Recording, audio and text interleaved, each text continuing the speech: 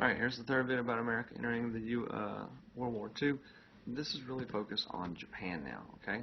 And I said Japan invokes the U.S., but really we invoke them as well, and it's kind of going back and forth. So, first part here is not involving Japan, so man, I just kind of include it here. Hitler makes his first mistake he's made in the war, and that is to declare a two-front war through what was called Operation Barbarossa in 1941. He will invade the Soviet Union. Remember, he's still fighting England, and so he's split his army. His air force is over here. Now, as he does go through this, Stalin had ordered a scorched earth policy.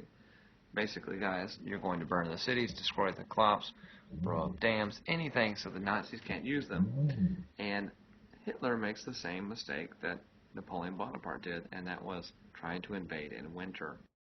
And so one of his biggest armies was actually completely destroyed by this horrible, harsh winter because there's nothing to get out of the elements. And so when they eventually get in, they're a little bit too tired to fight. And we'll look at that in the Battle of Stalingrad, okay? Now, after the invasion of China, okay, remember that Mudkin incident? There's a moral embargo on Japan. Basically, we said we're not going to trade you anything that you can use in a war effort. We'll trade you anything else. We'll trade you food. We'll trade you all this other stuff. We're not going to give you anything you can use for war. Okay, a moral embargo. Then we went a little bit further and actually passed the Export Control Act. Now, the Export Control Act gave Roosevelt the power to restrict the sale of strategic war materials. Namely, it was airplane fuel and scrap iron to make these planes. This angered the Japanese. They had signed an alliance with Germany and Italy, already becoming known as Axis powers. And by this point, in July of 1941, Japan had sent troops to southern Indochina, which was actually controlled by the French. That's where Vietnam is, etc. Okay? So Japan takes over Indochina, which would be of course, you have all these different things, but Indochina, Vietnam was the big one. Okay, Ho Chi Minh. The French had been fighting them, and so they decided to unite and go against these. But also, Japan will invade Singapore and Hong Kong.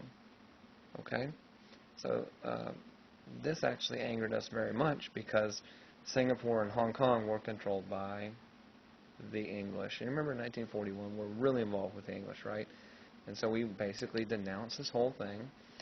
But at the insistence of the Japanese, there is a peace meeting in the U.S. in Washington. They came here, we talked about, hey, how can we solve these things, etc. And this was the morning before the big event, which actually happens, okay?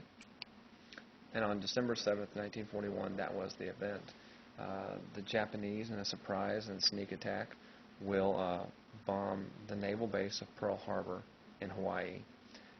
This here is the USS Missouri Memorial, which they've left it in its actual place as a kind of final resting place to the soldiers who were there.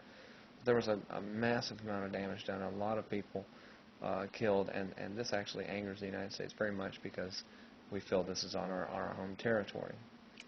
So the next day, on December 8th, 1941, FDR gives a very famous speech. But the big phrase that always comes up is, yesterday, December 7th, a date which will live in infamy. And so FDR basically goes to Congress with this, and we'll examine the whole speech here, and gets Congress to declare war. And at this point, December 8th, 1941, the United States is involved in World War II, which had already been brewing for 2 years prior. But we're now fully involved, and we're going to go after the Japanese as well as the Germans. Now, we only declare war on Japan first, but then again, with their alliance, Germany declared war on us, so we declared war on them. It's that 1, 2, 3, 4, I declare thumb war type deal, okay? The next video are about us mobilizing, getting ready to go to war, and some other things.